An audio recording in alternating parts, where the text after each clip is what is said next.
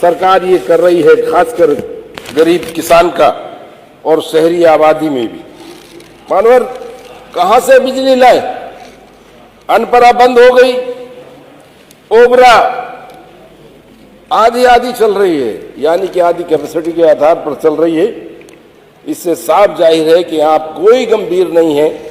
सरकार किसी तरह से भी आम व्यक्ति तक बिजली पहुंचाने की। तारों की स्थिति देख लीजिए, लगातार आबादी बढ़ रही है मानव प्रदेश की, शहरों में आबादी लगातार बढ़ रही है, लाइनें घरों के ऊपर से उतर रही हैं। सरकार को कोई फिक्र उस चीज की नहीं है जब कहीं ना कहीं तार निकल रहे हैं तो घर तो बनेंगे ही, लेकिन सरकार के पास कोई योजना ऐसी नहीं है जो घरों के ऊपर से उतरने वाले तार और जर्जर तारों को बदलने का कोई बजट में व्यवस्था करे। इसलिए मैं माननीय मंत्री जी से कहूंगा कि अगर आप इसे देख लेते तो अच्छा रहता। कि बड़ी समस्या है, जानवर ही नहीं चिपक रहे, जानवर ही नहीं मर रहे, उससे आम व्यक्ति मर रहा है। छत पर कपड़े सुखाने हमारी बहनें नहीं जा सकती, गरीब आदमी खड़ा नहीं हो सकता अपनी मुंडेर पर। बरसात के दिन में पूरी दीवार में करंट आ जाता है। ऐसी स्थिति में हर हालात में उसे गंभीरता लेकर उसे बजट में व्यवस्था करनी चाहिए। कनेक्शन के नाम पर गांव में बिजली के कनेक्शन हेतु अप्लाई करने पर निर्धारित रकम से ज्यादा वसूला जाता है, इसे कह देने में कोई संकोच नहीं।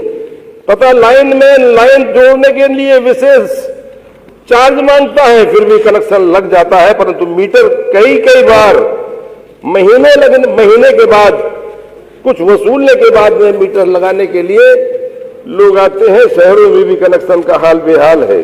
मीटर रीडिंग लेने कोई नहीं आता और बिल मनमाने रूप से वसूला जाता है। बिजली कंपनी के कर्मचारी दफ्तर में बैठकर मनमाफिक बिल जारी कर देते हैं और बड़े हुए बिल को ठीक करने के लिए उपभोक्ता को दौड़ाते हैं और फिर कुछ ना कुछ धन वसूल कर और उस बिल को ठीक करने का प्रयास करते हैं। ऐसा लगता है मानवर के बिजली घर, जैसा कि आपने स्लोगन दिया था उपभोक्ता देवो भव, लेकिन ऐसा लगता है कि उपभोक्ता चोर भव।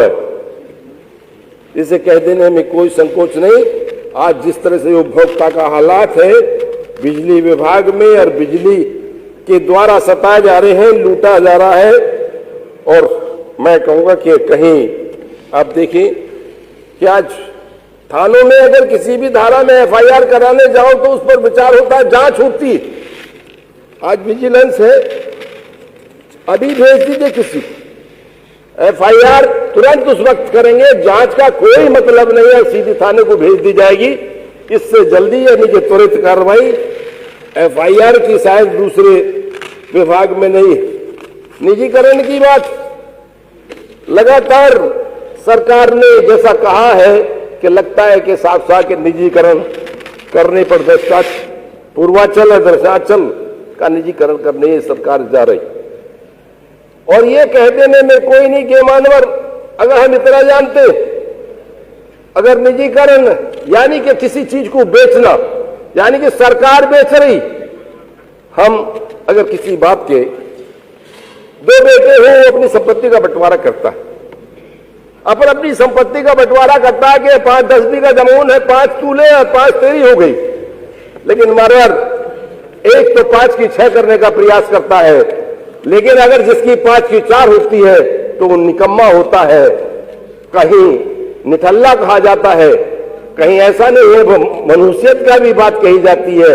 और जो 5 की 6 करता है तो उसे कहते हैं कि हाँ बहुत अच्छा लायक बेटा है, बाप की इज्जत और बाप की दौलत और बाप की संपत्ति को संभालने का काम कर रहा है। इसलिए मानो